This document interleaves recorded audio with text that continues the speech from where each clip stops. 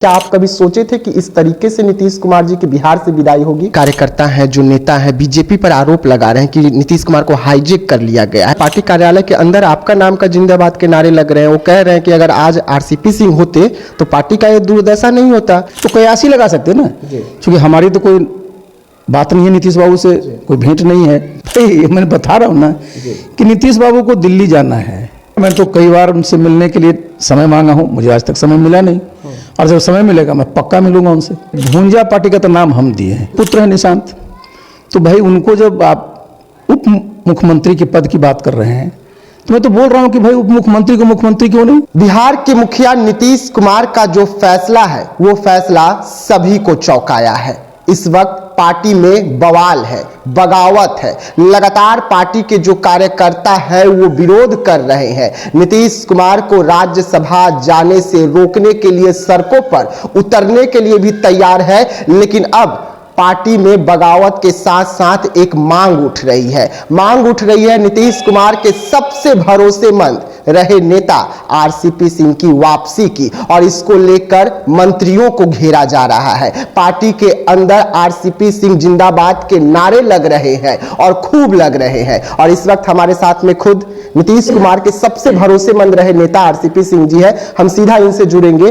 Party में जो इस वक्त बवाल हो रहा है, नीतीश कुमार जी राज्यसभा जा रहे हैं, क्या आप कभी सोचे थे कि इस तरीके से नीतीश कुमार जी की बिहार से विदाई होगी? देखिए, मैं क्या बिहार के या नीतीश बाबू को जितने लोग जानते हैं बिहार के बाहर भी, उन्होंने भी कभी ऐसा नहीं सोचा था।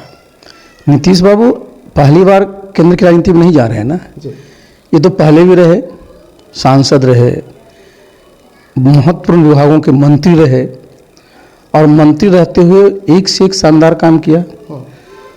तो दिल्ली इनके लिए कोई नई जगह नहीं है, लेकिन जिस प्रकार से बिहार में उन्होंने पिछले 20 वर्षों से जो काम किया, तो बिहार के जितने भी लोग हैं, ठीक है एनडीए के साथी तो हैं ही, बिहार के सामान्य लोग भी जितने भी लोग हैं, सबको नीतीश बाबू से बड़ा एक खास जो कहते हैं ना अटैचमेंट हो गया कि भाई जब नीतीश बाबू हैं तो सबको एक लगता था कि आश्वस्त लोग दिखते रहे हैं।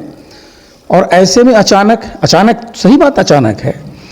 अचानक इसलिए है कि देखिए अभी तो चुनाव हुए 3 महीने हुए हैं, और जो चुनाव था उसमें पूरा का पूरा जो एनडीए ने चुनाव लड़ा नीतीश बाबू के नाम पर, यही मुख्यमंत्री के उम्मीदवार घोषित रहे, अपार बहुमत मिला, 202 सीट मिली, और मुख्यमंत्री बनते ही काम भी शुरू कर दिया।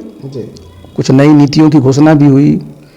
आप देखिएगा बिहार में जहाँ जहाँ भी शहरें हैं वहाँ पर बड़े बड़े होर्डिंग लगे हुए हैं कि यहाँ पर औद्योगिकरण पर जोर दिया जाएगा, इंडस्ट्रियल हब बनाया जाएगा, आईटी पर ध्यान दिया जाएगा, बहुत तरह की चीज़ें हैं, युवाओं को रोजगार दिए जाएंगे।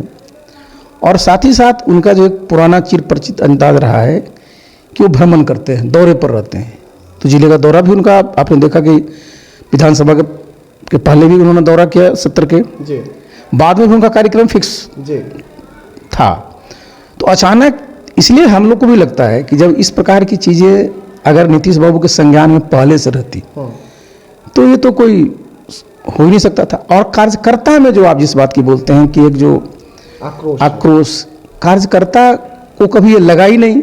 भाई कार्यकर्ता को इस प्रकार के निर्णय की अपेक्षा ही नहीं थी, वो उम्मीद ही नहीं कर रहे थे। उनको तो लग रहा था कि ठीक है नीतीश बाबू मुख्यमंत्री हैं तो फिर से मुख्यमंत्री बने हैं, और बिहार को विकसित बनाने का जो उनको संकल्प है उसको पूरा करेंगे। और इस बीच में आप देखिए जो ट्वीट एक उनकी तरफ से जारी किया हुआ पेश हुआ, जिसमें बताया गया कि भाई उनकी इच्छा थी कि भाई बिहार विधानमंडल के दोनों सदन, संसद के दोनों सदनों में रहें। तो भाई ये इच्छा कोई गलत चीज़ नहीं है, लेकिन एक बात जरा समझिए कि राज्यसभा का चुनाव तो हर एक 2 साल पर होता है, और अभी 3 महीना पहले बिहार के मुख्यमंत्री अब बने हैं, और 2026 में अभी जब राज्यसभा का चुनाव हो रहा है तो ये तो पता था सबको। तो अगर उनकी इच्छा को पूर्ण ही करना था तो उनको 2028 में भेजा जा सकता था, 2030 में भेजा जा सकता था, और सबसे अच्छा होता कि 2030 में अगर भेजते तो बिहार की जनता ने जो उनसे अपेक्षा की थी मैंडेट दे करके वो भी पूरा होता। और और नीतीश बाबू की जो ख्वाहिश थी कि भाई हम राज्यसभा में हो जाए, तो भी पूरा होता। चूंकि आप जानते हैं राज्यसभा का चुनाव फरवरी से मई के बीच में होता है और विधानसभा का चुनाव अक्टूबर से नवंबर में होता है, तो भी हो जाता। लेकिन ये जो एकाएक जो ये घटना हुई है ना, इसे लोग मर्माहत तो हैं ही और सबको चौंकाया है। लेकिन जो कार्यकर्ता हैं, जो नेता हैं, बीजेपी पर आरोप लगा रहे हैं कि नीतीश कुमार को हाईजेक कर लिया गया है। कोई कारण है कि नीतीश कुमार जो है कुछ कर नहीं पा रहे हैं, कुछ बोल नहीं पा रहे हैं, डील फिक्स हो गई है। उनके जो नेता हैं, जैसे विजय चौधरी का नाम आ रहा है, अशोक चौधरी का नाम आ रहा है, तमाम नेताओं का डील फिक्स हो गया है बीजेपी से। देखिए, एक बात मैं बता दूं भाई, इसमें बीजेपी को बीच में लाना ठीक नहीं है, इसलिए मैं बता रहा हूं। आप जरा इतिहास में जाइए, 2020 का चुनाव हुआ जी। उस समय बीजेपी के 74 या 75 एमएलए थे जी। जनता दल के 43 थे, याद करिए जरा। नीतीश बाबू का स्वभाव आप जानते हैं, उनको लगा कि बिहार की जनता ने हमको कम सीट दिया है तो मैं मुख्यमंत्री नहीं बनूंगा। हम लोग जो उनके साथ रहते थे, हम लोगों ने बहुत उनको समझाया। और आप ये जरा जान लीजिए कि भारत के प्रधानमंत्री जी ने भी उनको फ़ोन पर कहा कि नीतीश बाबू, आप ही को मुख्यमंत्री का शपथ लेना है और 2025 तक आप मुख्यमंत्री रहेंगे, क्योंकि आप ही के नेतृत्व में एनडीए ने चुनाव लड़ा है और जीता है। गृहमंत्री जी ने भी यही फोन कर उनको कहा। तो जब आप जरा समझिए इस बात को कि अगर बीजेपी को अपनी सरकार बनने का अगर रहता तो 2020 में बना लेते, क्योंकि नीतीश बाबू भी तैयार नहीं थे और उनके पास संख्या भी ज़्यादा थी। ऐसा तो हुआ नहीं। तो अभी ये 3 महीना के अंदर बीजेपी क्यों ऐसा करेगी? हाँ, ये जरूर लोगों को लगता है कि आखिर ये हुआ कैसे, काहे हुआ, तो कयास ही लगा सकते हैं ना, क्योंकि हमारी तो कोई बात नहीं है नीतीश बाबू से, कोई भेंट नहीं है। लेकिन जैसा देखिए, जरा समझिए, हर एक पार्टी में, क्योंकि मैं तो दल में रहा हूं ना, और मैं नीतीश बाबू का स्वभाव भी जानता हूं कि भाई इस प्रकार का जब भी जो आपका सहयोगी दल होता है, उससे जब बातचीत करने के लिए जो आपके लोग होते हैं, उनकी जिम्मेवारी होती है। जैसे मैं था तो मेरी जिम्मेवारी होती थी, जब भी मैं सहयोगी दलों से बात करता था तो कोई भी जब बात करता है तो उसकी 2 ही प्रतिबद्धता होनी चाहिए। एक तो नेता के प्रति समर्पण फुल, और दूसरा पार्टी के प्रति प्रतिबद्धता। आप जरा समझिए कि जब अभी 3 महीना ही हुआ है तो भाई इस तरह के प्रस्ताव को लाना, उस प्रस्ताव से सहमति देना, तो नीतीश बाबू जा रहे हैं राज्यसभा, किसका निर्णय है? तो निर्णय जनता दल का है ना जी। ये निर्णय बीजेपी का तो निर्णय है नहीं जी। ये तो जनता दल का निर्णय है, और जनता दल के कार्यकर्ता इससे वाकिफ नहीं है, उनको जानकारी नहीं है, इसलिए उनके मन में गुस्सा है कि भाई काहे ऐसा हो गया। तो ये तो दायित्व उनका था ना कि जो सहयोगी दलों से बातचीत करते हैं या कर रहे होंगे, उनका ही दायित्व था ना कि भाई इस बात को देखना कि भाई अभी ये काम नहीं होना चाहिए। नीतीश बाबू को भी हाल ही में इतना शानदार मैंडेट मिला है, बिहार की जनता उनको इतना मैंने प्यार करती है, उनसे इतना अपेक्षा करती है, तभी उनको यहाँ काम करने का मौका मिलना चाहिए। पार्टी के कार्यकर्ता तो कह रहे हैं ना, पार्टी कार्यालय के अंदर आपका नाम का जिंदाबाद के नारे लग रहे हैं। वो कह रहे हैं कि अगर आज आरसीपी सिंह होते तो पार्टी का ये दुर्दशा नहीं होता, नीतीश कुमार राज्यसभा नहीं जाते। ये जो नेता है, इन्होंने नीतीश कुमार को दबाव बनाकर दिल्ली भेज दिया। देखिए, एक बात तो मैं स्पष्ट कर दूं कि स्वाभाविक है, मैं उस दल में रहा हूं, मैं उस दल का राष्ट्रीय अध्यक्ष भी रहा हूं। तो मैं अगर रहता है, तो एक क्वेश्चन हाइपोथेटिकल है, तो मैं तो इसके पक्ष में कभी नहीं रहता। भाई मैंने बता रहा हूं ना कि नीतीश बाबू को दिल्ली जाना है तो 2024 के लोकसभा चुनाव में लड़के चले गए होते, एक रहता ना कि लोकसभा के चुनाव में लड़के गए, और साथ ही साथ भाई मैं तो चूंकि अब तो देखिए, अब तो फेट अकॉम्प्ली है, अब तो राज्यसभा के नॉमिनेशन कर चुके हैं, स्क्रूटनी वगैरह भी हो गया है, अब तो राज्यसभा जाएंगे। तो मैं तो चूंकि उनके साथ तो रहा ही हूँ, मैं भारतीय जनता पार्टी के जितने भी बड़े नेता हैं, प्रधानमंत्री, मैं उनके साथ काम किया हूँ, वो सब लोग नीतीश बाबू को बहुत ही सम्मान करते हैं, बहुत ही आदर करते हैं। तो मेरा तो सब केंद्रीय नेताओं से ही अनुरोध होगा कि जब नीतीश बाबू जा ही रहे हैं जनता दल के कोटे से राज्यसभा, तो भाई उनके मान सम्मान का वहाँ ख्याल रखा जाए, क्योंकि बिहार की जनता उनसे बहुत ही लगाव रखती है। कहीं से बिहार की जनता को इस प्रकार का एहसास नहीं होना चाहिए कि हमारे नेता के मान सम्मान में दिल्ली जाने पर किसी प्रकार की कमी हुई।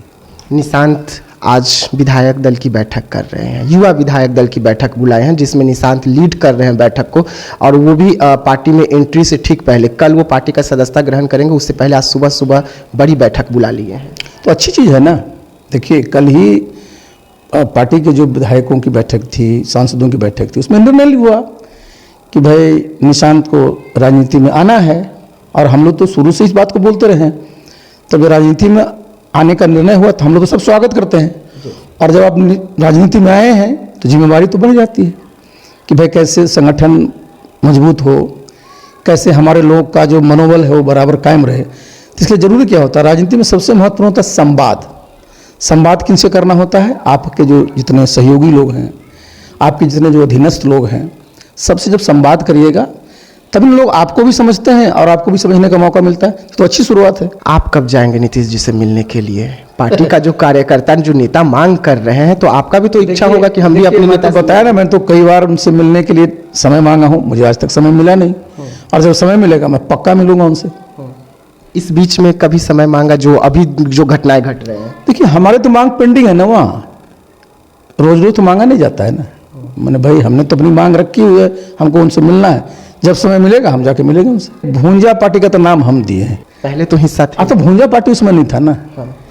उस समय देखिए जो मैं उसका हिस्सा नहीं था, मेरा देखिए काम क्या था। मैं जब उनका प्रधान सचिव था तो मेरा काम था जितना भी उनका सरकारी कामकाज है, जितने फाइलें हैं उसका निपटारा करना। और देखिए ये तो आप सब जानते हैं कि चाहे वो केंद्र में मंत्री रहे, बिहार में मुख्यमंत्री रहे, जहाँ जहाँ भी वो रहे हम उनके साथ रहे, और ऊपर वाले की कृपा से आज तक एक भी ऐसी कोई समझिए बात नहीं हुई जिसके लिए सरकारी कामकाज के चलते नीतीश बाबू कहीं कोई उंगली उठा सके। अब कौन रोक रहा है आपके नाम को नीतीश कुमार तक पहुंचने में कि आप मुलाकात कर सके? कौन रोक रहा है? देखिए ये रोकने की बात नहीं होती है, ये तो समय और काल का होता है, समझे ना। ये समय काल का होता है। जब कई बार क्या होता है कि कुछ आप करना चाहते हो नहीं हो पाता है, और जब होना रहता है तो तुरंत हो जाता है। इसलिए इस पर धैर्य जो होता है ना, देखिए राजनीति में और जीवन में धैर्य सबसे जरूरी होता है। आखिरी सवाल रहेगा, क्या निशांत पार्टी की भागडोर सही तरीके से नीतीश कुमार जैसे संभाल पाएंगे? और जो नीतीश कुमार के प्रोजेक्ट इस वक्त बिहार में चल रहे हैं, वो योजना बीजेपी के जब सीएम आएंगे तो चलती रहेगी या रुक जाएगी? देखिए उसमें मैंने कल भी कहा था कई चैनल को, आज भी मैं बोल रहा हूँ, मेरा अपना मानना है, लोग सहमत हो नहीं सहमत हो उस पर मुझे कुछ कहना नहीं है। देखिए बिहार में मैंडेट दिया लोगों ने नीतीश बाबू को, और नीतीश बाबू राज्यसभा जा रहे हैं, और नीतीश बाबू के सुपुत्र हैं निशांत, तो भाई उनको जब आप उप मुख्यमंत्री के पद की बात कर रहे हैं तो मैं तो बोल रहा हूं कि भाई उप मुख्यमंत्री को मुख्यमंत्री क्यों नहीं? जब किसी में उप मुख्यमंत्री बनने की क्षमता है, उप मुख्यमंत्री बनने की योग्यता है, तो मुख्यमंत्री की भी तो योग्यता होती है। मांग रख रहे हैं निशांत के। अरे हम तो कल ही बोले हैं और खुल के बोले हैं, इसमें गलत क्या बात है? अच्छा बताइए बिहार में जितने मुख्यमंत्री हुए हैं, ऐसा तो है नहीं सब लोग मुख्यमंत्री हुए हैं, तो शहर सिखावे कोतवाली। जब आपको दायित्व मिलता है ना तो अपने आप सारी चीज़ों को सीखना पड़ता है और सीख जाता है। तो इसमें ऐसी कोई बात नहीं है। बाकी तो देखिए निर्णय लेना है एनडीए का, मैं तो अपनी बात कर रहा हूँ ना, ये तो निर्णय एनडीए को लेना कि क्या करना है। चलिए, तो आरसीपी सिंह है सीधा मांग कर रहे हैं कि अगर निशांत को डिप्टी सीएम बनाने का चर्चा हो ही रहा है, डिप्टी सीएम बनाया ही जा रहा है, तो सीएम क्यों नहीं? जहां तक बात रह गया निशांत की, तो निशांत को लेकर यहां से बड़ा ऐलान इन्होंने तो कर दिया है, लेकिन फैसला एनडीए का है। और अगर आरसीपी सिंह नीतीश कुमार के साथ इस वक्त होते तो नीतीश कुमार का जो फैसला राज्यसभा का आया उसका विरोध करते। नीतीश कुमार को राज्यसभा तो जाने नहीं देते, क्योंकि बिहार में अगर नीतीश है तभी बिहार है। तो ऐसे तमाम खबरों के लिए रहिएगा देशवा न्यूज के साथ, दीजिएगा इजाजत, धन्यवाद।